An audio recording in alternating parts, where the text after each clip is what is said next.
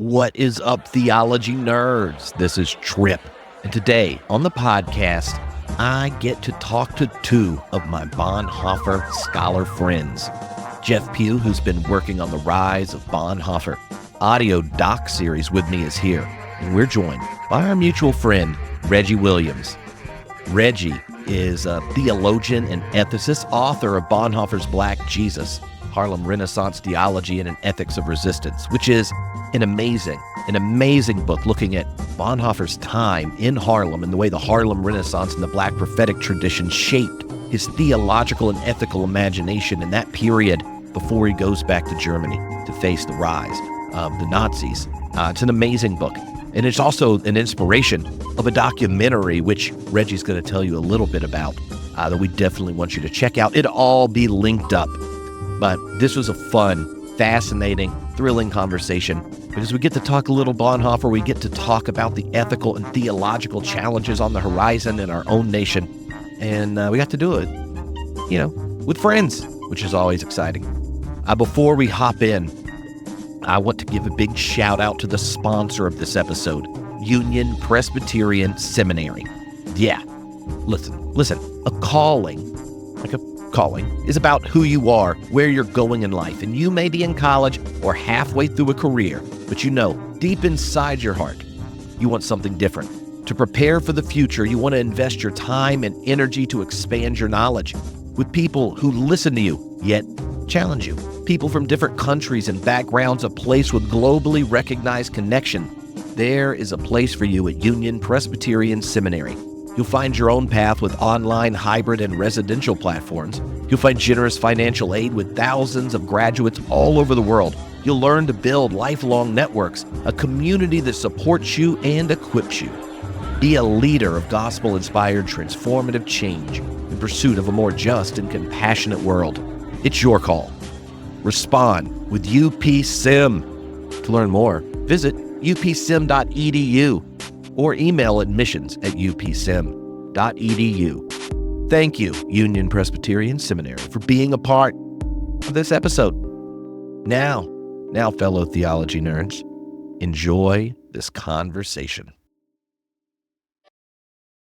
Hello, everyone. This is Trip, and today I get to have a fun conversation with not one friend, but two of them, Jeff Pugh and Reggie Williams. Very excited to talk to both of you. Thank you. Excited to be here. Well, Jeff and I have listened to the 7 or so hours of us recorded talking to you, Reggie, a number of times as we've been working on the Bonhoeffer project, finding those little juicy quotes and nuggets to weave in. So I've not talked to anyone since I've just sat in a room with another man and listened to us talk to them so much. And this will be the first time. We'll leave it to Trip to make it awkward. It's true. But one of the elements that showed up, I noticed over a lot of us talking about Bonhoeffer, religion, and in particular, the way his critique of religion can help us think about problematic nature of religion in America. There were a number of themes that you kept returning to over the last 5 years of conversations that, you know what? I think they might have just gotten worse, Reggie. Yes. I thought it would be a way to start is to think with Bonhoeffer about all that's going on. So as like an ethicist who's spent a lot of time thinking about Bonhoeffer, his own experience at Abyssinian in the Harlem Renaissance, and then being a part of the Bonhoeffer academic community that doesn't just try to wrestle with his history, but go, what were these kind of insights and things that he came up with in his own context? What do they look like in ours? In what ways can we extend them? As when you stand here today looking on the other side of election and the challenges facing this country, are there particular places that the legacy or intuitions of Bonhoeffer are worth tending to? Yeah. Interestingly enough, another way that I would put that is the content, the theological content, the faith content that was inspirational for him, that helped to ground him in a sense of piety, of ownership of that tradition. It was very much alive today and in this country. You keep hearing stuff about how the Democratic Party is out of touch with voters, that Christians in large numbers are, MAGA and Trump. So in those statements is a huge amount of, maybe one might say, apathy. It's not really apathy. It's dismissive. It's totally dismissive of a huge number of people in this country who are inoculated against that kind of the kind of sinister that is on display now in half of the country. That is that faith tradition that inspired Bonhoeffer right here in the United States, the Black social gospel, inoculated against that nonsense. And one might ask the question, why? How? How are they able to do that? How are they immune, as it were, to that, with Black women and large numbers of Black men in this country? This is the question that people might ask. And I would point out, as I did in my review from the Christian Century, that one of the things that Bonhoeffer was so inspired by in his time in New York with Black Christians was their ability to disentangle Jesus from oppressive forces in this country that had co-opted him. Yeah. That kind of entangling is something that Bonhoeffer and others like Barth, Tillich, Bultmann, the different theologians of crisis in that period between the wars were recognizing the ways in which European Western culture had been over-identified with the horizon of the Christian religion, and that there really wasn't a distance between the two. So an allegiance to the church is intimately connected to an allegiance of their own nation state and these kinds of things. And one of the places in your own work that you've kind of picked up some of the language of Bonhoeffer and then extended it with these traditions that inspired him is the critique to Western Anglo-centered religion. So when you come up on those texts, often in ethics or in letters and papers, where there's this critique of modernity, this critique of religion, what's it like to read those passages and wrestle with them where this connection between dominant culture of supremacy isn't always being baptized in to our identity as Christians or as an American? Yeah, many would argue that it's impossible to separate the two. Religion is something that's notoriously difficult to define. Is religion the same as faith, as a belief in the sacred? I mean, Bonhoeffer is saying no, it's not at all. And there are others who are saying the very same thing. I rely on folks like David Chichester, a South African scholar of religions. He wrote a book called Savage Systems to describe the study of religion. And this would be to help maybe see a bit of what Bonhoeffer we're talking about as well, because he doesn't really offer a very clear, thoroughgoing theory of what religion is and what he's saying. And he's got these statements that he's making about it. It's social club, it's deus ex machina, and so forth. But one thing to note, and I think Bonhoeffer's got his finger on this, is that the category of religion is not the same category of belief in sacred, not where we go to talk about belief in the sacred. In many ways, religion is one of the assessment tools of Europe that is gathering knowledge of groups around the world as they're discovering. Religion becomes another tool in the creation of or identification of human difference. So for the distinction between, say, the European and the African, the European and the Middle Eastern or the Far East, you've got this category of religion that is describing the way these people cohere with each other around ideas of the sacred. And lo and behold, Christian is at the top of you might say that it's the apex of sacred systems. Whereas the African, of course, is the dangerous and the voodoo and the blows and so forth. And this is on the bottom. You want to eradicate that to go in when you go in and build civilization, or tutor them towards civilized community. It is a tool that associates or helps to enforce the notions of superiority. And in Bonhoeffer's telling, Christianity had been too entangled in the notion of religion to be of any help. And it was insufficiently connected with its Christological core as a result. So then if we understand religion in that kind of hierarchical way, it makes perfect sense how religion is entangled in practices of supremacy here in the United States, race, sex, class, so forth. It's a mechanism of supremacy and hierarchy.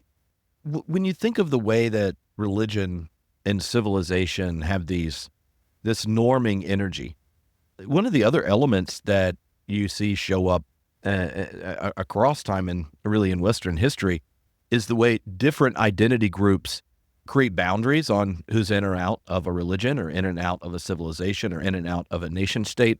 Mm-hmm. And then in anxious times, in times of crisis, the drive to purifying those boundaries and negotiating who's in and out becomes one of the most urgent things to do to protect the religion, the state, the nation, the people.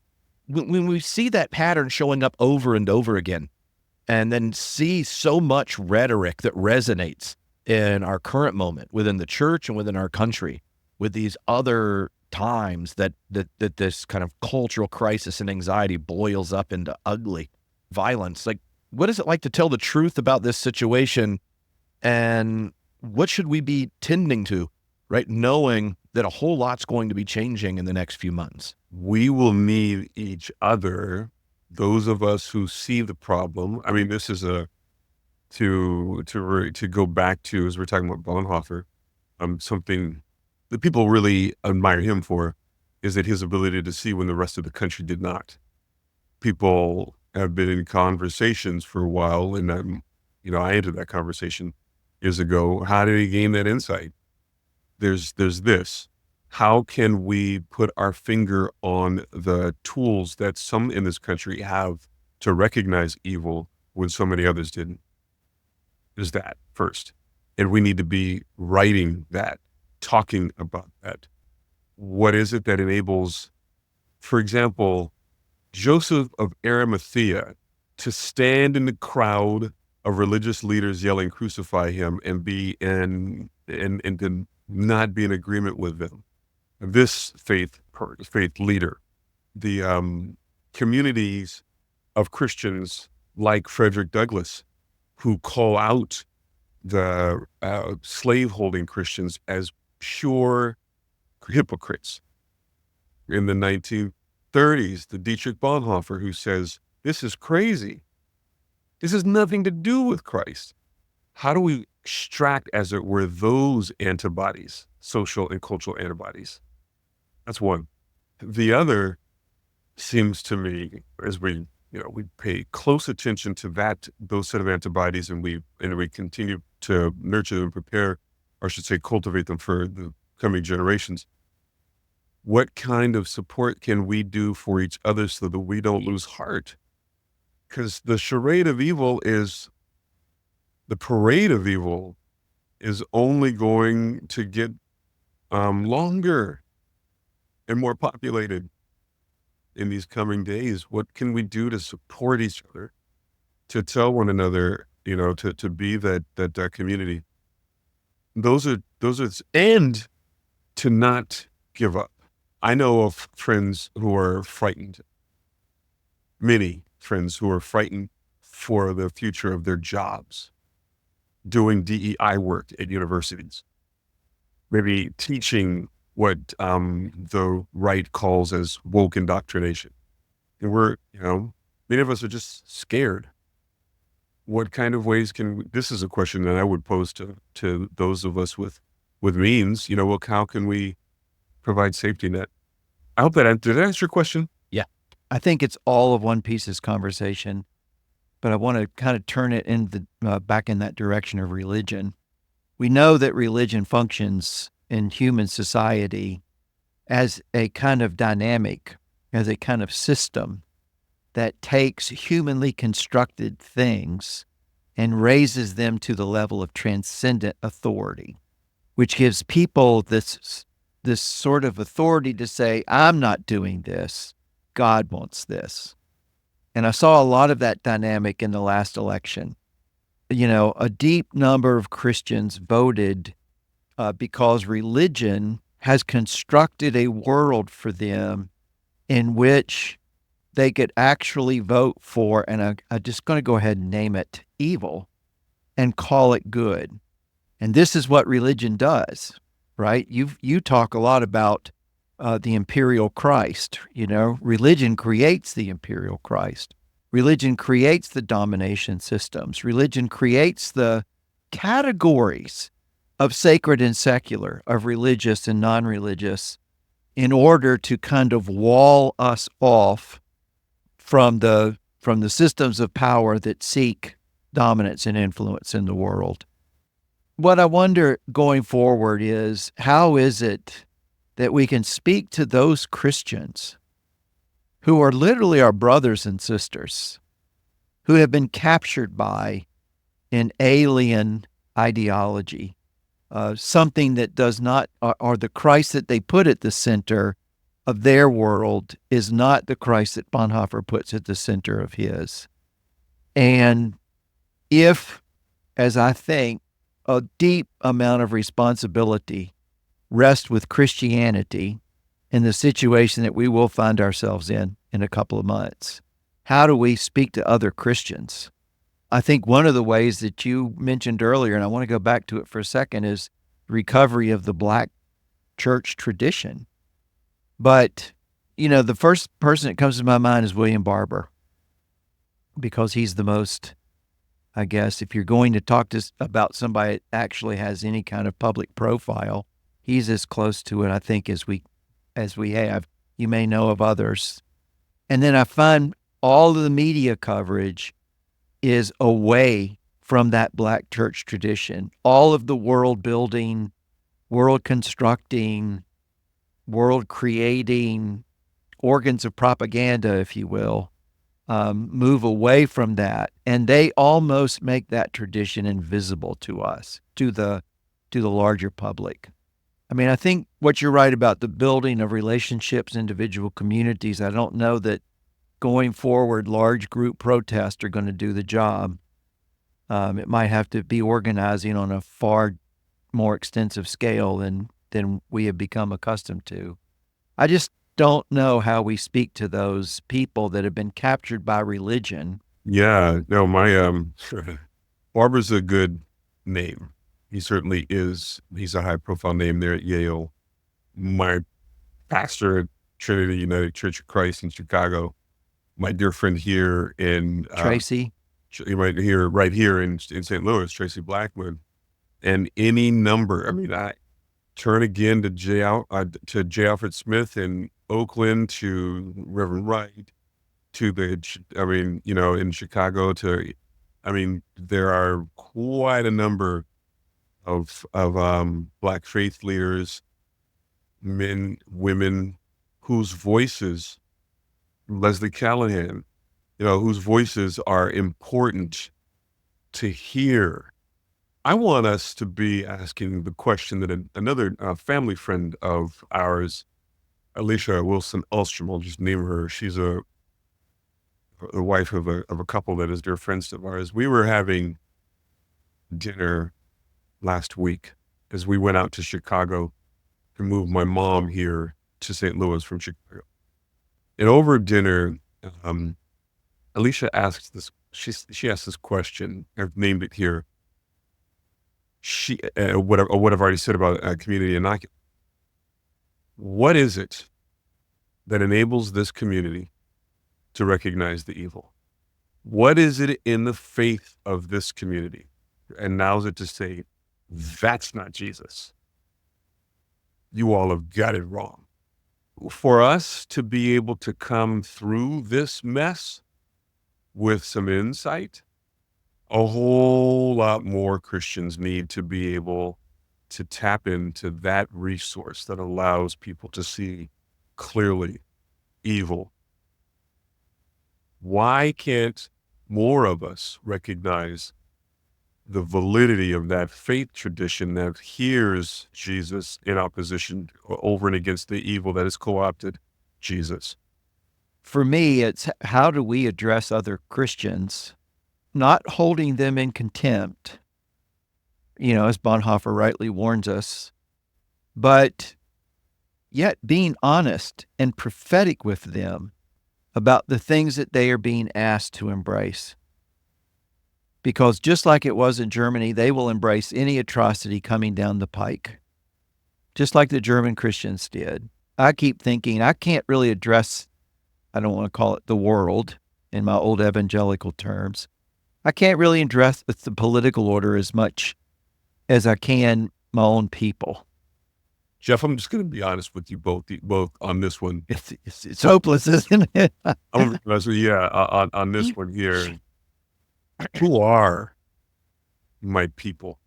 What do we mean by when we're real clear with what we mean when we say that?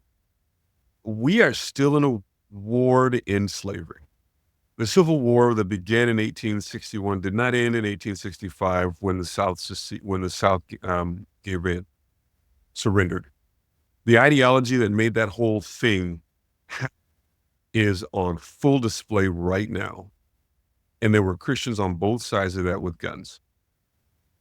Who are our people?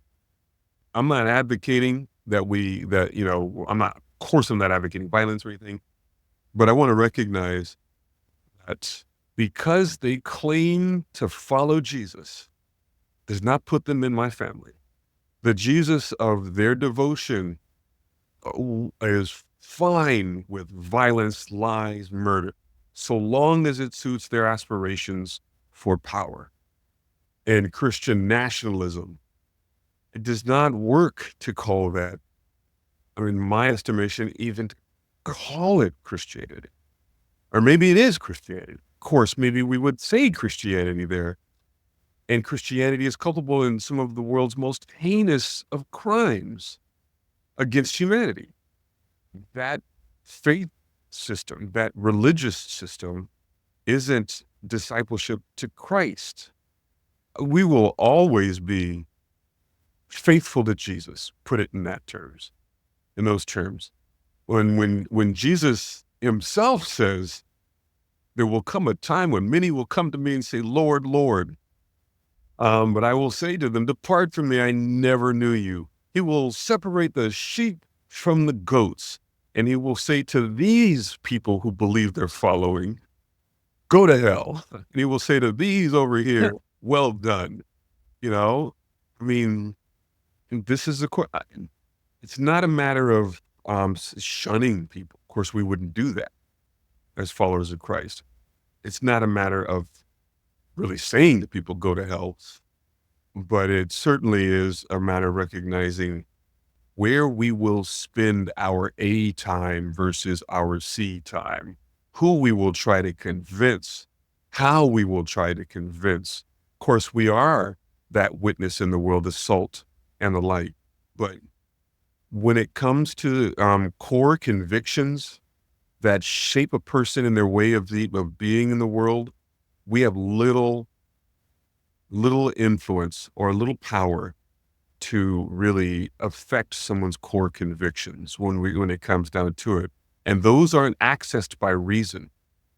Those are accessed in the process of forming those people, forming each of us in the communities where we have people that we have learned to trust, sources of information that we find trustworthy and that we're devoted to, that actually shape our passions as well as our loyalties. Mm-hmm. So that community of Christians that's going to show up and protest everywhere at the death of a queer person, or these Christians who in their pulpits throughout the election cycle, damning people on the left, going after woke, and so forth, in the name of Jesus, are speaking from a set of loyalties that you're not going to access logic with logic. Yeah, I agree. The distinction you're drawing, Reggie, reminds me that the scene when Jesus' family shows up in Mark. He's been healing people at Peter's mother-in-law's house, and they're trying to get in on the action. And they're like, "Oh, your family's outside." And he goes, "My family are those that know and do the will of the Father." That's And I think, like, so often there are these accidental identities that claim us more than the intentional ones that are in our baptism. And I think that's, you'll probably know this better than me, but isn't that one of the lines that Glenn Stassen does in the Kingdom Ethics, that too often the church uses the image of family and doesn't remember that everyone's adopted? And so you use like the language of family that runs through Scripture, but the identity of the family is the baptism of wherever you were born, not into the body of Christ. well said. Yeah. Okay, so it makes me think of that passage, the famous, the stupidity passage in Bonhoeffer. But after he talks about stupidity being more dangerous things, he has that line where he goes, "Now, the fact that the stupid person is often stubborn must not blind us to the fact he's not independent. In conversation with him, one virtually feels that one is dealing not at all with him as a person, but with a stack of slogans, catchwords, and the like that have taken possession of him. He's under a spell, blinded, misused, and abused in his very being. Having thus become a mindless tool, the stupid person will also be capable of any evil, and at the same time incapable of seeing that's evil. This is where the danger of diabolical misuse lurks, for it is this that can once and for all destroy human beings. And yet this very point, it becomes quite clear that only an act of liberation, not instruction, can overcome stupidity. Here he must come to terms with the fact that in most cases, a genuine internal liberation becomes possible only when external liberation has preceded it." Yeah, that's one of our favorite. I mean, for many people, that's a favorite passage. The background here. This is 1942. They've been engaged in work in opposition to this upsurge that was starting in the 1930s. They've been in opposition to this for 10 years now, and it's only getting worse. It's only gotten much, much, much worse. You can hear the frustration in his pen when he's writing this to a small group of friends who have been at this work for 10 years at this point. This is after he's gotten back from New York in 30, he's back in 31, but he's writing in 32. But my gosh, to say mindless tool might be something different, a little bit different today than it was in his time, but it's still the same thing. They're mindless tools. Internal liberation following external liberation. So pluck them up from the community where they have loyalties and where they are ingratiated by a shared worldview of passions and hatreds that do not allow them to access any logic, only group ethos. If you're going to liberate them internally, they got to leave that community. Otherwise, it's just a soup of stupid. And I think the scary thing about that dynamic and doing all of these online classes, getting emails, thousands of them from ministers all over the place, is how many ministers feel that even individuals who were deep members to their faith community over the course of lockdown, and as people retire and spend more time online, and the growing power of algorithms and things, the number of ministers who are seeing a kind of, like prior to the need for liberation, a possession of their congregants, because the way our media and the kind of the algorithmic orienting of people moves is towards anxiety, towards fear, towards resentment, and that can hold attention. And then the amount of time that is being occupied in their congregants' minds by the kind of propaganda that legitimates a very violent view, an expression of the faith that even their own clergy, right? Like this isn't, it's not like we think it.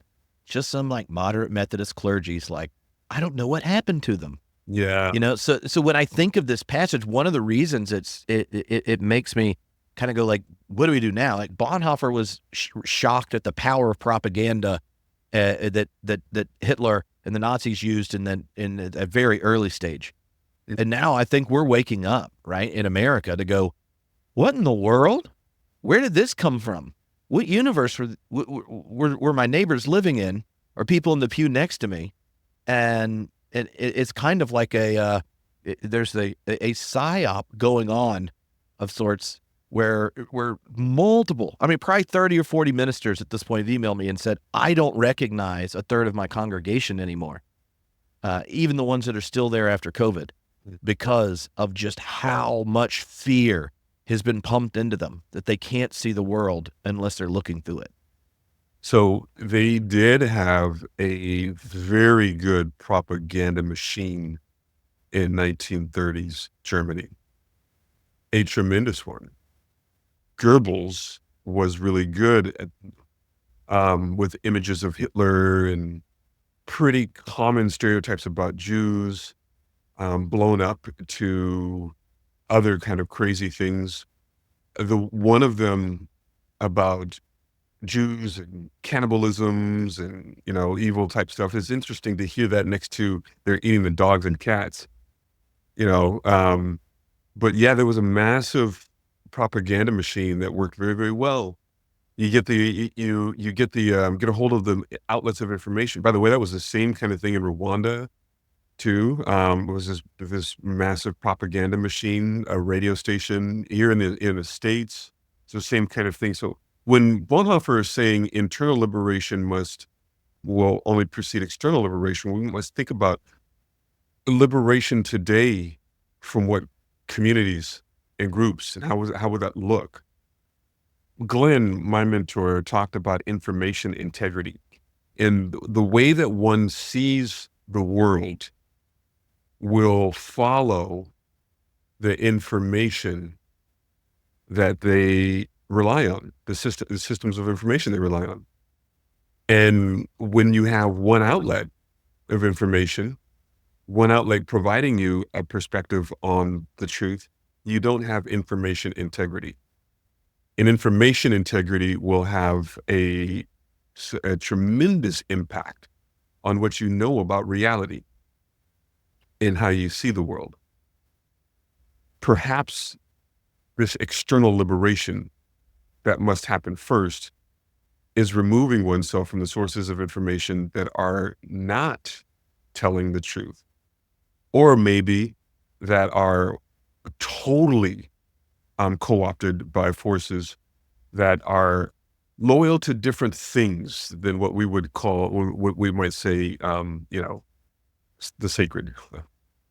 I also wonder, for those faith leaders who struggle to recognize their congregation, what are they relying on to equip the congregation to see clearly? How can we help them as well to equip their congregations to see better? What is the tradition that they find themselves within that doesn't equip so many of their congregation in such a perilous time? I was teaching an adult forum at a local Episcopal church on Christian nationalism back in the spring. And at one point in my very first presentation, and I don't think I'd said anything that wasn't true, this couple stood up and started berating me. I think it was after I showed an image of true image of Trump on a billboard in Georgia with the Bible quote, "And unto us the Son is given, a government shall be upon his shoulder," from Isaiah.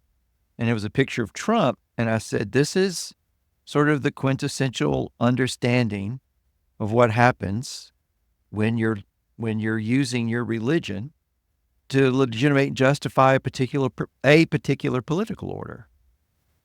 And I think 6 people got up and walked out, 3 couples. And later on, I heard there were screaming matches in the pastor's office. So, I keep going back and thinking to myself, the pastor, the priest, was trying to equip their people with something, but some of them had already been so captured. The word of God is a sword. I come to divide the world. There's just when the truth of the thing is presented, there is just going to be some people that can't deal with it.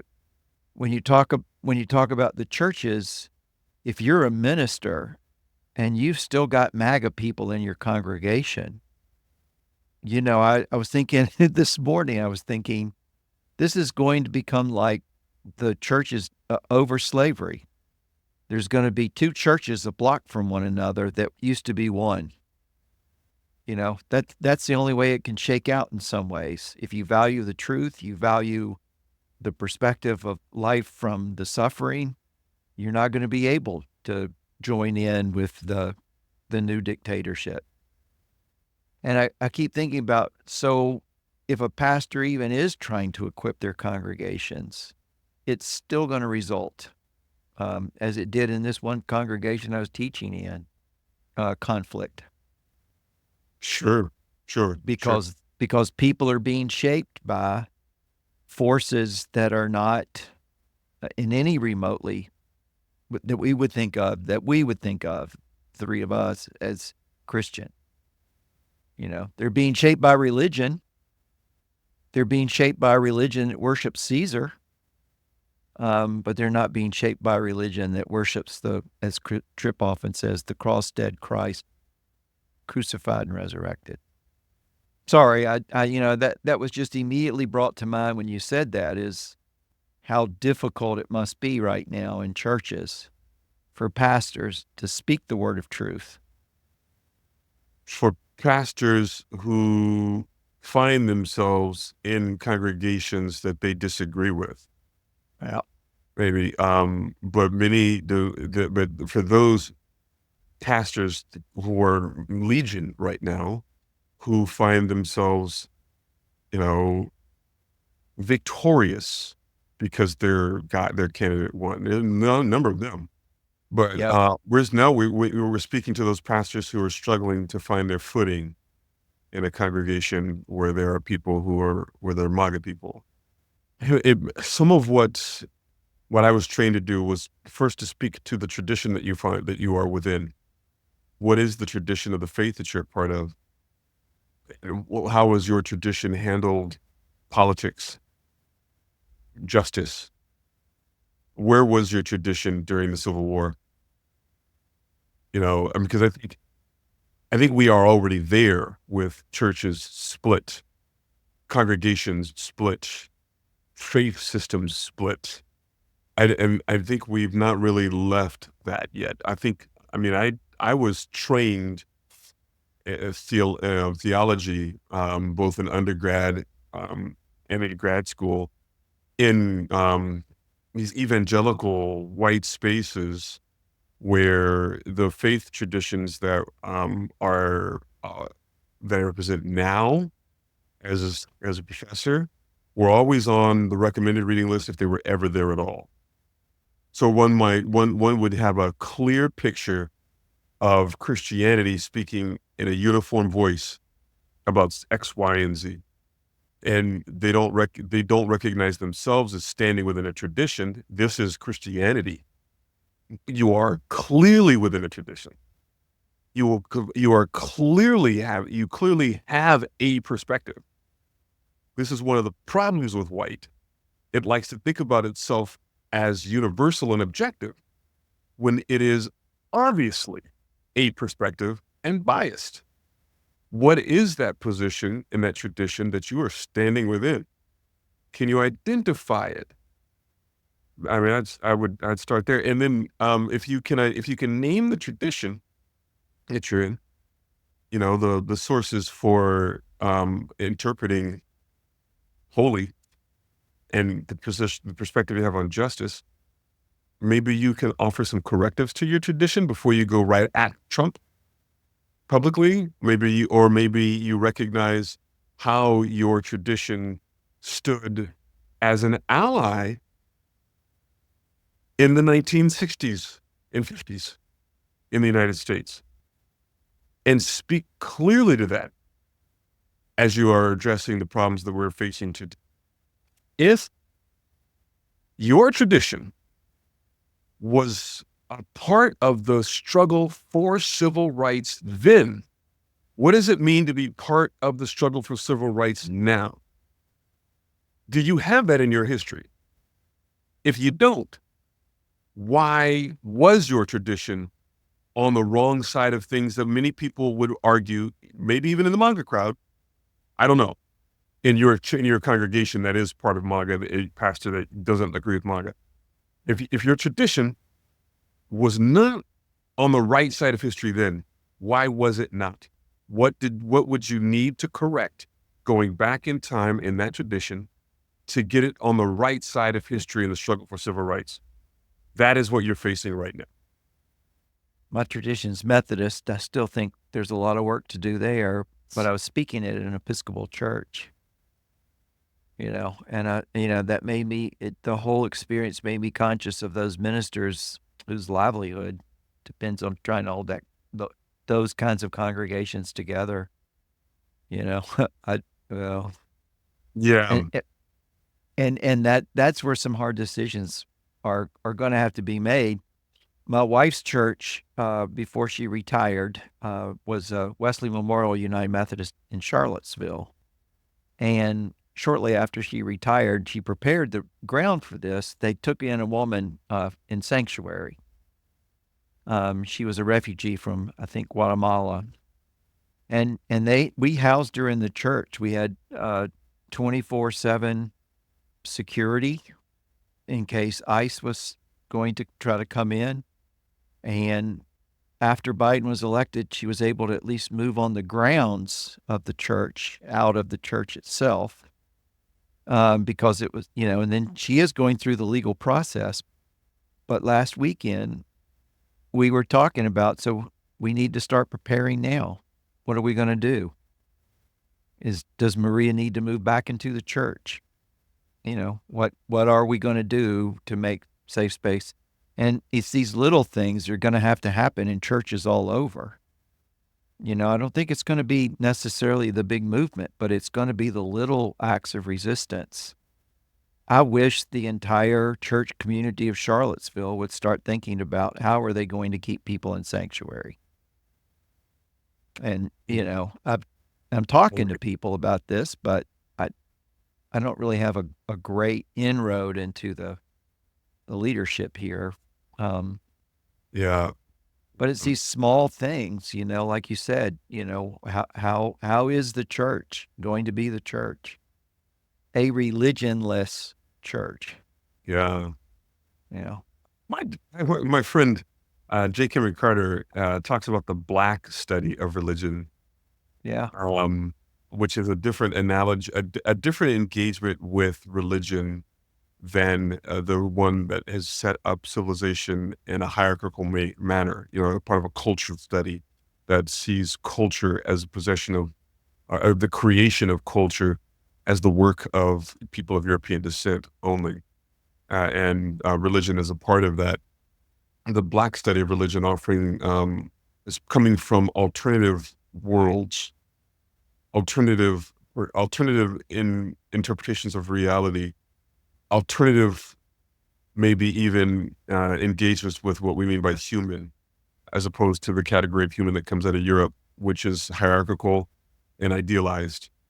I only mentioned him. I mentioned him in that right now to say that we can start intervening now. I'm speaking to those pastors who are struggling in their faith. I mean, in their community, in their congregations, where they have this MAGA infection or incursion. I would put it. I just say it that plainly because it's exactly what it is, and but with incursion of tapping into the reality that their congregation understands themselves to be living. How do you do that? To shape a vision of reality, to steer it maybe in a healthier way, and to help recalibrate some of the things that have been miscalibrated by awful and evil prevailing. Back to this traditions thing, there are Methodists in the tradition that one can point to as folks who understood in evil times. Before one gets to the actions that the congregation shall be doing in the next coming years, maybe we can point them to some faith heroes who did those kinds of things and talk about them, talk about the context and talk about what these people did. There are Anglican heroes who we can agree on in the community as folks who stood firm in awful times. Dietrich is one of those kinds of people, not Anglican or Methodist, but that this German is a faith hero today in the context of some of history's most heinous moments. He becomes the kind of person that we can point to intervene on the reality that these folks see themselves living today. That means you got to disentangle him from the Metaxas crew, and the white nationalists, people who've co-opted him from white nationalism, and you can do that. Easily done, and lots of people who lots of scholarship on him. And I got a documentary on Bonhoeffer, by the way, that I want to highlight. That's what I was going to ask before we started recording. Yeah, how the documentary is going. Tell us a little bit about that. Yeah, it's going well. We're looking for maybe some sources that'll help us to get the word out about it. My co-producer, German filmmaker in Dusseldorf, Germany, is looking to put it on a more steady streaming source now. We're a couple of guys who, we had this small budget that we're working with, but we're able to pull in significant people to interview for this. I think you've seen it, Trip. Have you? Yeah, we were able to pull in some significant people. There were some people we were not able to get, unfortunately. Cheryl Wall was a tremendous Harlem Renaissance scholar. Really, really good work. She wanted to be on camera with us. She passed away before she was able to. We weren't able to get Otis Moss Jr., the father of my pastor in Chicago. We just weren't able to get to Cleveland to get him, or to Ohio to get him. But when Albert Franklin Fisher died in his pulpit of Hunter Street Baptist Church in Atlanta, Otis Moss Jr. was first tapped to replace him, as he was telling me the story, and he could tell that story in only the way that Otis Moss Jr. Can. This pillar of the civil rights movement in King's civil rights movement.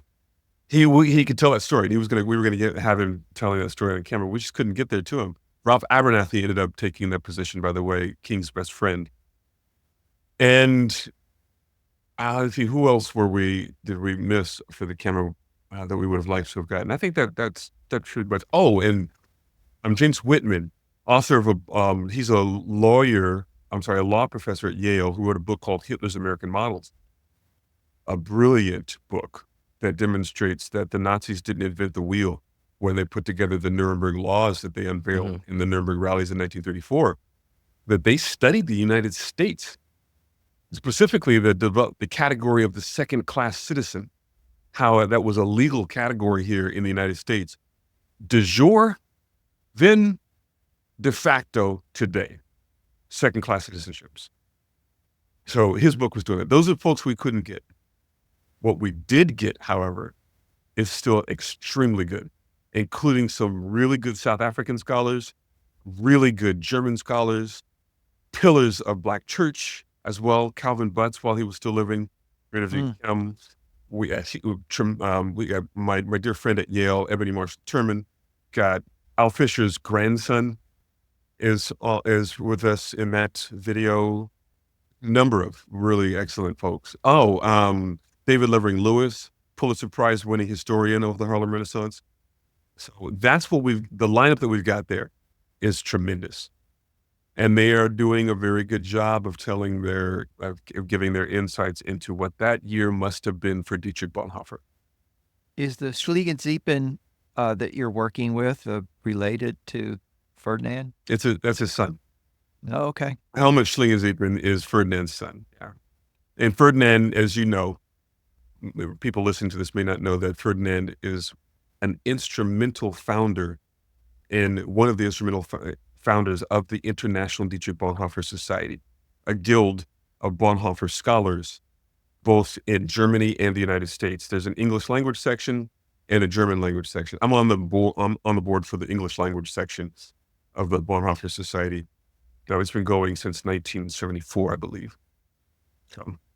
One of the things I really enjoyed about the film were also some of the, there was a couple from Abyssinian Baptist that was old enough to, have crossover and share about the experience of that church that we know transformed Bonhoeffer because of just how frequent it shows up in both his writings and in the stories we know he told. People had never been there knew about it. And so there's a kind of the focusing in the documentary on what happened in that one school year and then going into his experience in the Black church and the Harlem Renaissance, I think gives a texture for the kind of transformation that Bonhoeffer had that often, is just what happened for these 9 months. In a school year, it's like, oh, it's a big deal to him. But knowing how much it shows back up afterwards, it's hard to give that texture if you're not familiar with it. And the film, I think, does a great job. Thank you for that, Trip. Yeah, those are deacons at Abyssinian, Charles and Cecilia Smalls. When I was writing my dissertation, I stayed in their house, their apartment there in Harlem, for a while doing research at Abyssinian and at the Schomburg Library in Harlem, which is the Harlem branch of the New York Public Library. They have a huge holding Harlem Renaissance work there at Schomburg. I stayed there with them, and they're like my parents in New York, those deacons. And Charlie is from the West Indies, and he's a transplant from the Caribbean really to Harlem. And as they tell the story, Harlem is an oasis where he had no idea what segregation was. Outside of Harlem, you'd experience it, even in his youth. And Charlie's pushing 90 now. But in his youth there in Harlem, didn't encounter many white people, didn't encounter segregation. You would leave Harlem and you would. And as Dietrich did, because they were kicked out of a restaurant in New York, I forget which part of New York it was, trying to have a meal with Frank. So these white people, together with Frank, they were put out of a restaurant. And of course, in his trips outside of New York to the South and so forth, he would have encountered. But when you come back to Harlem, he didn't see it. So that would have been really eye-opening for him to understand the meaning of that. And I had to put them on tape. I had to get them on tape there because they are just lovely people, and their insights into those early years for them, their childhood in New York, not too distant from the time when Dietrich was there, because he would have been. I mean, Charlie would have been there in the 40s, as a kid. Yeah. And we'll put links to the film up on the post for this, so people looking to figure out, well, you can follow along. There's websites you can follow along as distribution options show up. Thank you. So I have two more questions. One for you, Reggie, and then one for both of you that a couple people in the class sent in. And so one of them is, in Letters and Papers, there's a number of these lines around, like, only the suffering God can help. God's pushed out of the world, decentered, rejection of the Deus ex machina. There are all these lines that collectively are a critique to a God that justifies an empire. And I wonder if you can, as someone who spent a lot of time reflecting on his experience in Harlem, at Abyssinian, and that time period, can you kind of like highlight and emphasize the threads that Bonhoeffer, sitting there writing letters from his cell, like what are those constructive theological intuitions around how we image God, that he's kind of inviting us to move beyond, or to set aside for a vision that's expressed in the cross of Christ and encountered in a sermon where he finally heard the gospel preached, when he's in New York? Yeah, it's a good question. There's been some ink spilled on religionless Christianity, and much of it for a while had been getting this wrong. It's like death of God type stuff. One way to think about this, Larry Rasmussen does a fantastic job in describing this too, but one way to think about this, and I'm going to channel Larry here, because I'm going to do this in brief. He's talking about religionless Christianity in a world come of age. This is the phrase he's using. Religionless Christianity in a world come of age. What does it mean to be in a world come of age?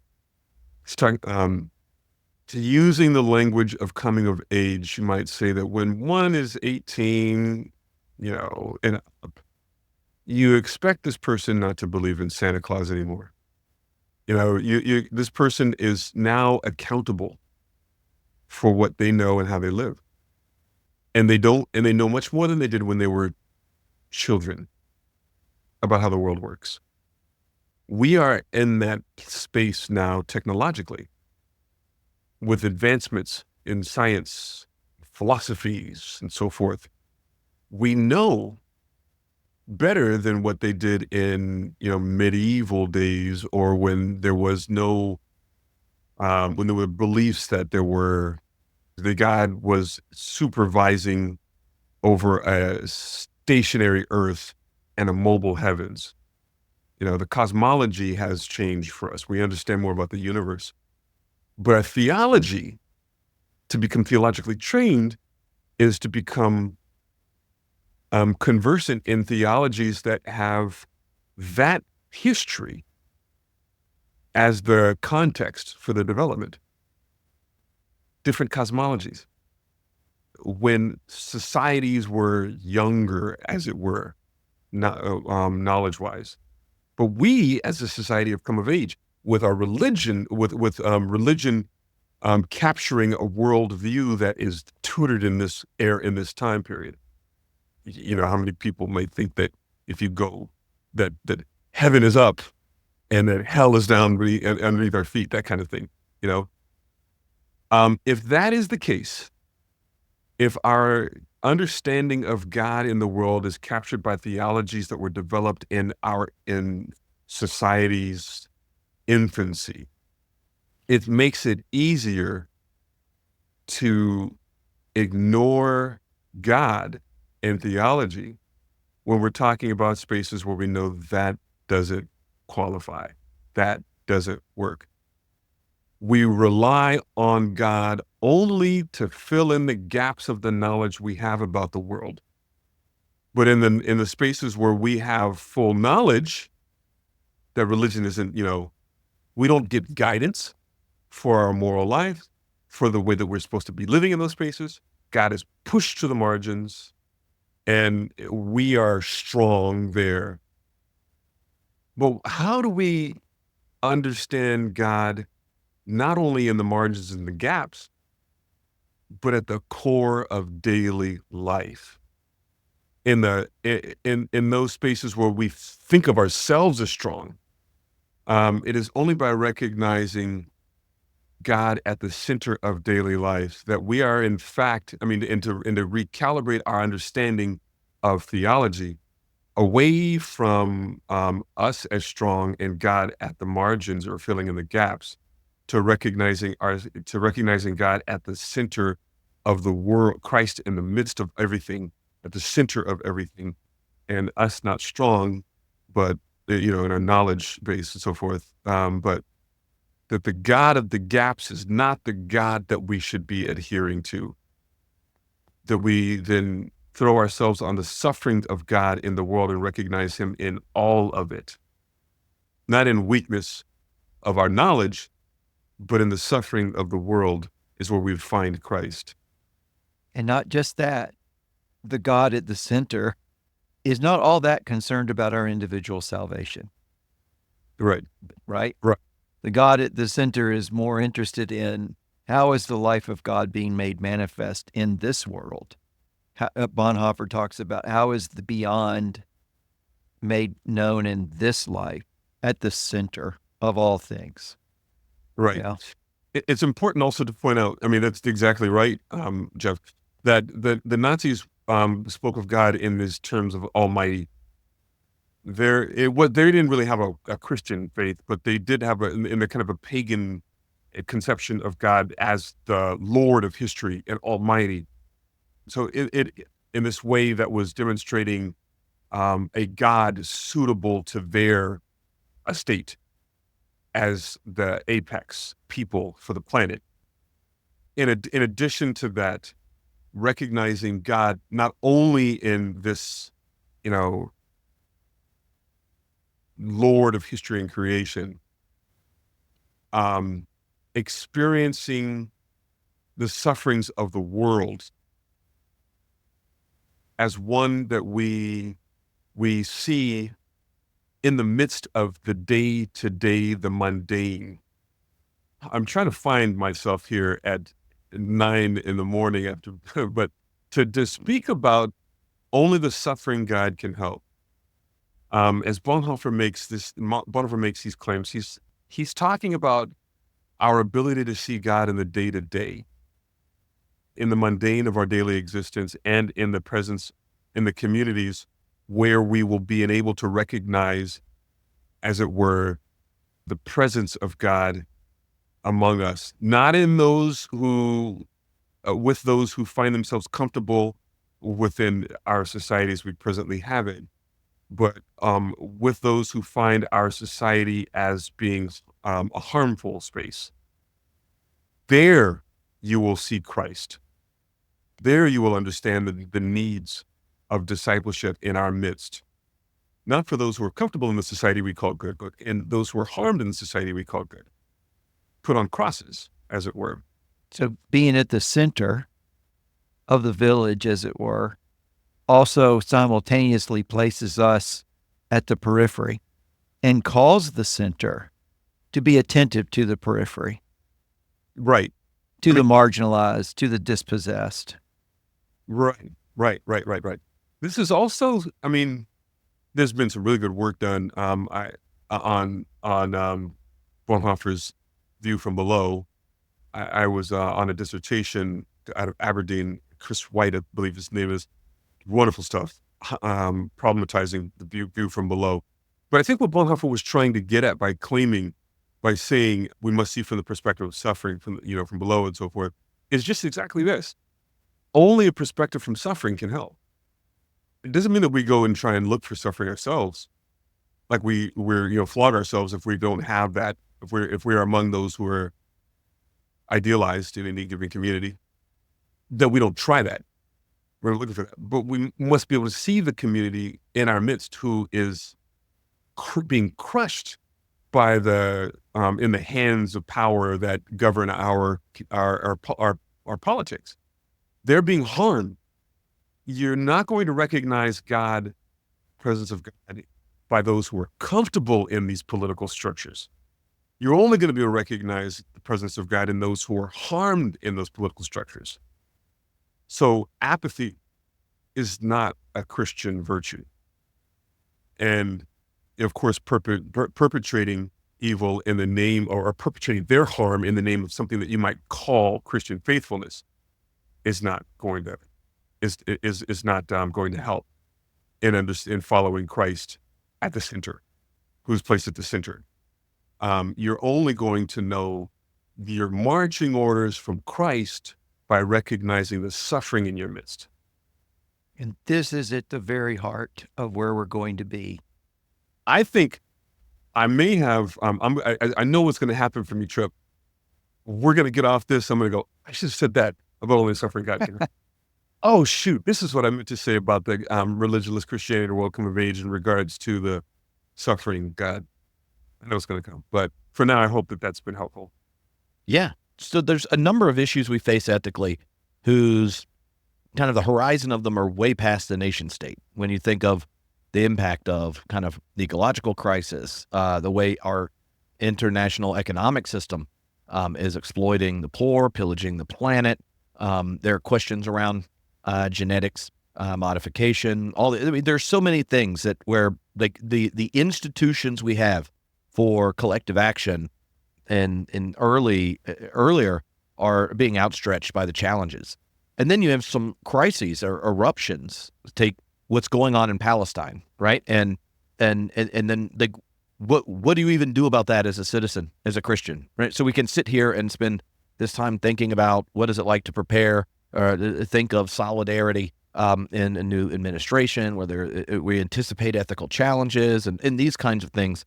But then there are these ongoing global challenges. And then there are these eruptions of violence. Take what's going on in Palestine, where no matter where you put your energy within America in the viable political parties, you wonder exactly what kind of response you're going to get.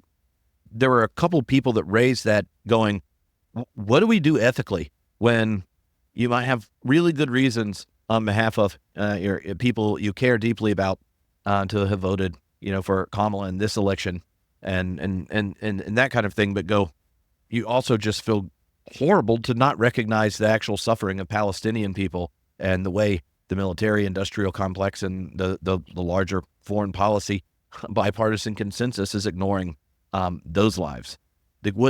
There's this temptation, especially from those that come out of a more evangelical context in America, where that Puritan legacy shows up, where if you can't tell a story of yourself as ethically pure, then if I can't get it all, I'll take nothing and disengage. And so I wonder if there's some kind of a different way of thinking about ethical reflection with the complexities of the concrete that doesn't ask us to deny some of these challenges that outstretch our current political alignment. Yeah, you get the basic idea. Yeah, I get it. Go ahead. Can I respond to that? Bonhoeffer says it's not the thinking, it's responsible action. Prayer and responsible action, right? The greatest betrayal of Palestinian Christians will come from American Christians. If you know Palestinians who live in Palestine/Israel, strengthen those connections now. If Bethlehem Bible College needs support, financial support to keep going, that is at least one thing we can do. If Tent of All Nations, if you don't know about the story of Tent of All Nations, look it up. Palestinian family that lives on their land and Israel keeps trying to steal it from them. There's no other way of saying it. The responsible action now can be taken even though you do not live in that situation.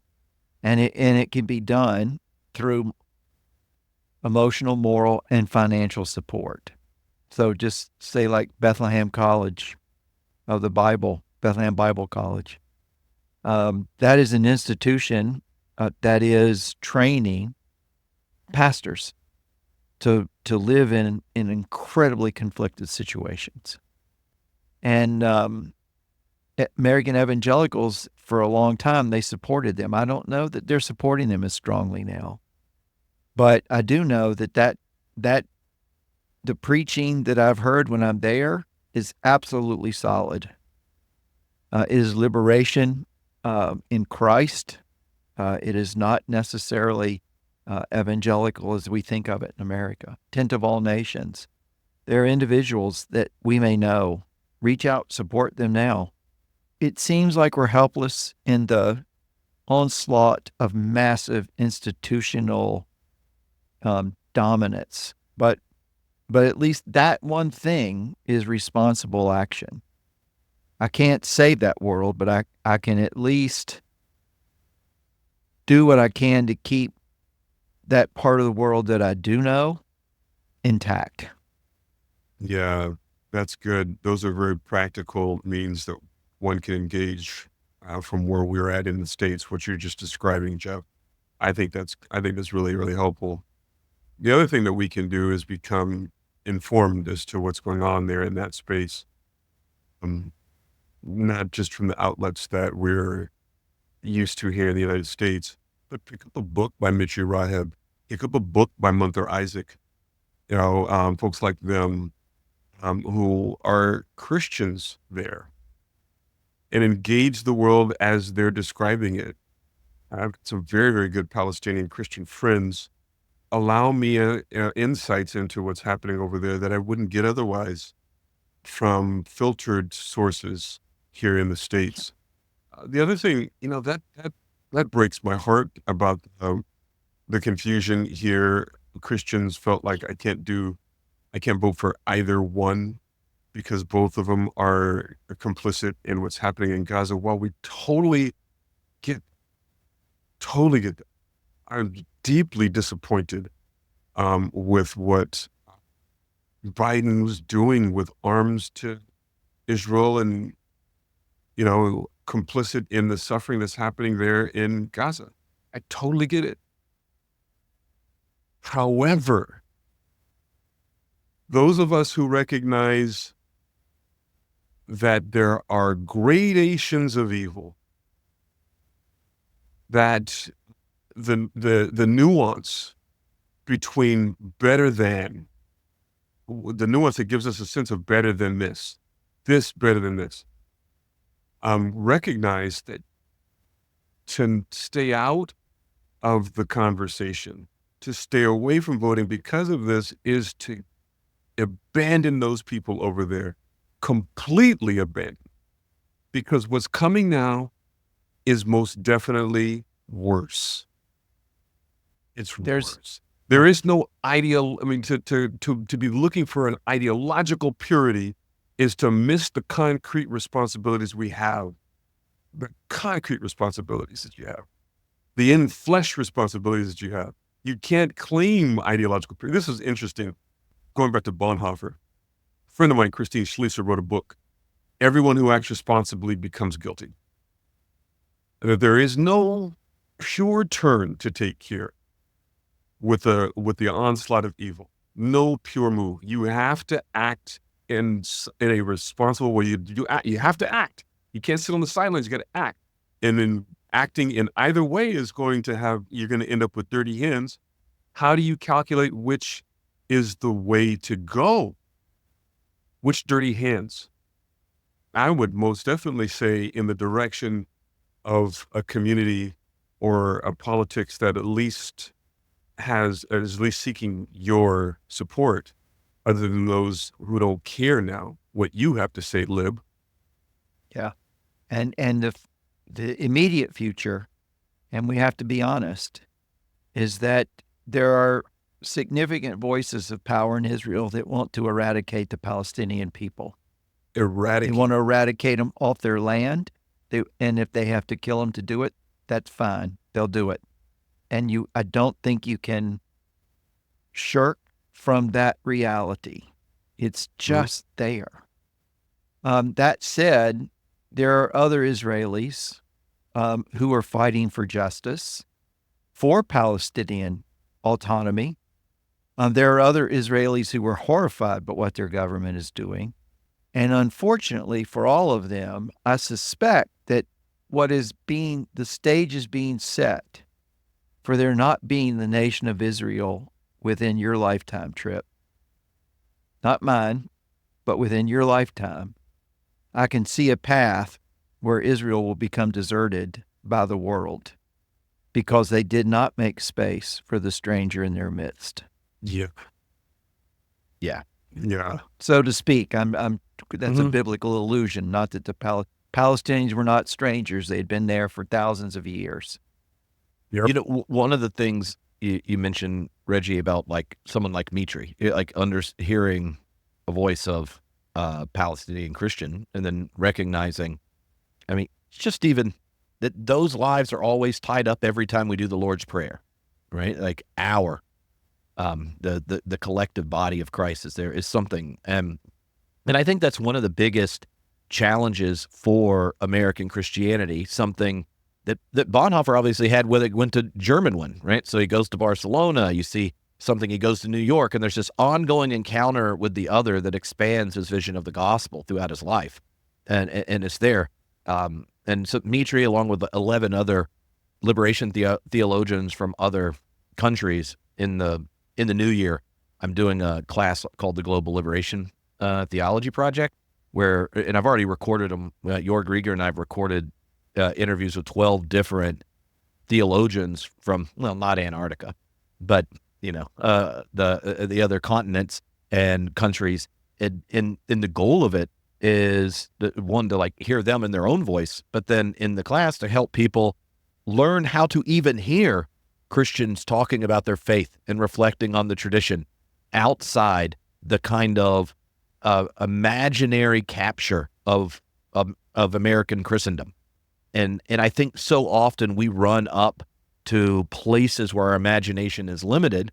There are those obviously toxic ones. If you're like, oh, I think I'm going to go vote for the guy who's like, well, we tried turning the other cheek. Let's do it the other way.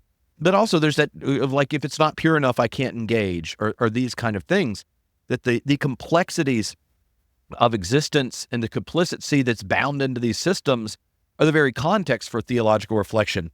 If you don't imagine a world where you are just the light on the hill and you're just the individual who's going to be virtuous, or you could go through all 6 different problematic ways of thinking about ethics that Bonhoeffer ticks off in Ethics as Formation. Essentially, ethical theories that legitimate you walking away justified and righteous, but disengaged from the complex, complicit reality of material existence. Is it?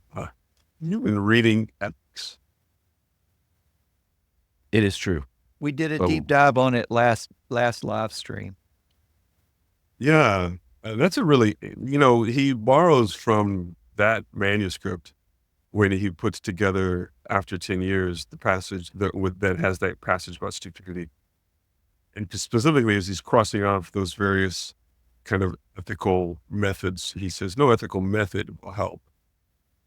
This charade of evil where, people are completely lost and confused, no methodology is going to help. No history of ethics in the book. That these things, as he describes them, are rusty swords. What has come before us in trying to guide us are basically, to some degree, not to knock them terribly, but they're just, no rusty swords will help. We need to be thinking about how we are going to respond to in this massive amount, in this onslaught of evil. And he decides, he's making an argument for formation, Christ formation, as the way to think about this. And it's not about logic. It's about being shaped into the image of Christ. And for him, that has specific meaning in light of the incarnation. So reality, as it were, is Christ formed since the incarnation. Christ, this is the notion of the cosmic Christ. It's not just humanity, but reality itself is Christ formed, and responsible action is action that corresponds with reality since the incarnation. And it's in that context that he says nobody that acts responsibly, everyone that acts responsibly becomes guilty. Responsible action, Christ formed action, not the logics that you might put together from Kant or whomever else that's shaping our understanding of the ethical in a method, but Christ formation. This has nothing to do with what you were just asking, but you were just talking about ethics. And maybe. No. Well, I only said it just because I was like, Jorg and I had been recording all these interviews with the global liberation theologians. You mentioned one of them, and and I thought what's fascinating to me is Bonhoeffer's love of travel really gave him a series of experiences to learn how to hear the very language of his faith that he learned in Germany, in the tongues and experience and songs of other people, and that broadened his horizon. In America, so few people travel, and by travel we mean even go to a religious experience, where everyone doesn't already agree on everything, right? Like, let alone go to see what the life of the church is beyond our country's borders. That like working on that while doing all this stuff on Bonhoeffer, there was this resonance where I go, oh yeah, he kind of had his imagination grow as he experienced others. And you had suggested, like, what if we even just listen to the voice of other Christians there? Well, that task is something that you see in Bonhoeffer wasn't just listening and then going, well, let me tell you what perfect Protestantism developed in Germany has to say about this. The encounter with the other problematized his assumptions, where you see him grow beyond the nationalism you see showing up in Barcelona in ways and all this kind of thing. So it just made me excited about getting to do that in January, though I was hoping there'd be a different context for Oh my gosh, real. learning to hear global voices. Right. It makes it harder to wrap your Bible in an American flag when you do that. I don't know, but for $1,000, you can get one signed. Nice inauguration Bible. Really? Oh, yeah. Oh, yeah, Reggie. You thought the Onion invented it. No. Inauguration Bible? Really? Are you serious? Oh, yeah, the Trump Bible. At inauguration, you can purchase a signed Trump Bible. I know you were wondering just how far down the rabbit hole you can go. You can go to signed Trump Bible status. Wow. We all have our golden. In terms of information were nutritional substance, half the country is living on fried pigskins. Yeah. Deep fried pickles, fried pigskins. And as a result, their life is unhealthy in all sorts of ways. It's showing up in this connection between their life and their faith. Good Lord. Well, I guess I'll pass on getting you your own copy. Yeah, I'm okay. All right. I'm good. I'll just have water. I don't want to get All right. that nonsense. Well, thank you for hanging out and talking with us. Yeah, thank you for having me. It's always good to talk with you guys. It's always fun too. Always good. Hey, you made it all the way through the episode. Congratulations. If you would like to help make this possible, I would absolutely love for you to head over to homebrewedcommunity.com. There, you'll be able to join the Substack community, process this, where you get ad-free versions of all the new episodes when they come out. You'll be able to get invites to live engagement, Zoom hangouts and such. And it's a real easy way to help make this happen. Or you could join theologyclass.com. That is a place where you get access to the 45 plus online classes we've done, and we keep adding to it. I'm just saying, there are lots of ways to support the podcast, get access to extra content and interaction, and I deeply, deeply, deeply appreciate all of you who've helped make this a part. So head over homebrewedcommunity.com and share the brew. Smoochy boochies, friends.